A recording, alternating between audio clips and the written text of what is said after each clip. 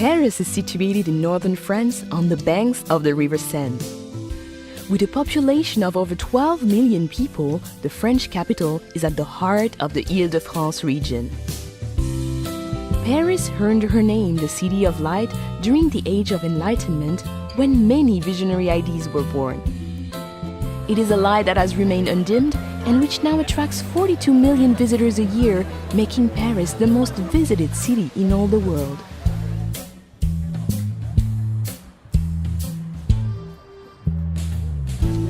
Paris is a city easily explored by metro, taxi and bicycle, but her charms are best found on foot. Her attractions are never far apart, and in between, well, merely walking her streets is to wander through picture postcards.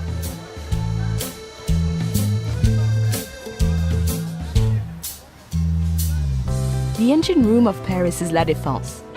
This modern business district, filled with light and art, is testimony that Paris is designed for living, even when at work. From the futuristic Grand Arche at La Défense, the 6-mile-long historic axis of Paris leads us back into France's grand past.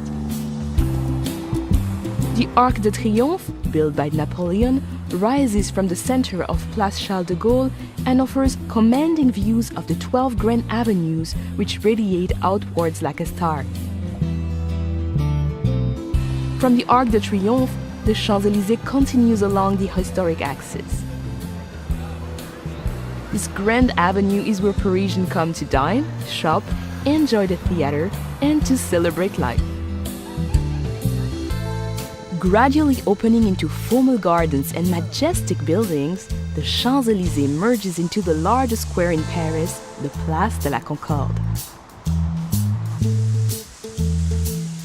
Just a short stroll away is the world's greatest treasure house of art, the Musée du Louvre. Once a 14th century palace, today the Louvre is the most visited art gallery in the world.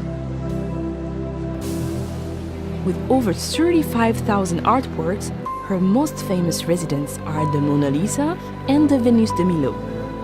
But be warned, this collection of priceless artworks and antiquities is simply too vast to explore in just one day. Not far from the Musée du Louvre stands the Centre Pompidou, displaying the largest collection of modern art in Europe. Parisians are still debating whether this radical design is the vision of a madman or a genius. Notre Dame Cathedral is situated on Île de la Cité, a natural island in the River Seine. Completed in 1345, this Gothic masterpiece, with her flying buttresses and gargoyles, has played center stage to some of the defining moments of French history and literature.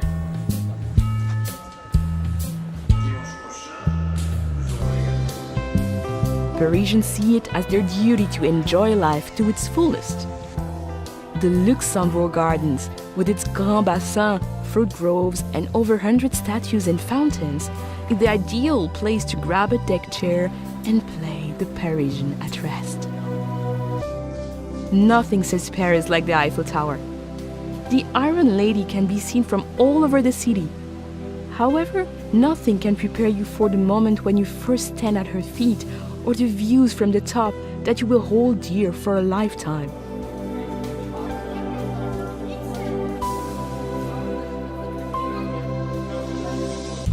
Looking north, the city rises into the hillside neighborhood of Montmartre. Once the artistic center of Paris, her twisting streets and narrow lanes were at one time the home of Picasso, Dali, and Van Gogh. They are the perfect place to lose yourself and discover those special Parisian moments. But you can never be lost for long in Montmartre. As long as you head upwards, you'll eventually come to a gleaming white crown, Sacré-Cœur Basilica. Leave the bustling city behind and step through the gates of the Cimetière du Père-Lachaise. Here, amid the quiet world of birdsong and introspection, you can pay your respects to Jim Morrison, Oscar Wilde, and some of the world's greatest minds from whom Paris is now forever home. Once a day's coach journey from central Paris, the Palace of Versailles is now an easy half-hour train ride away. This magnificent 17th century chateau welcomes everyone, from heads of state to backpackers.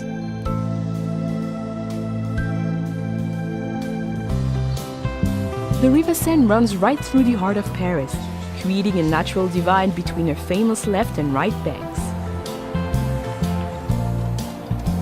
Of her 37 bridges, the Pont Alexandre III is considered the most ornate, while the graceful Pont des Arts offers some incredible vistas of the city.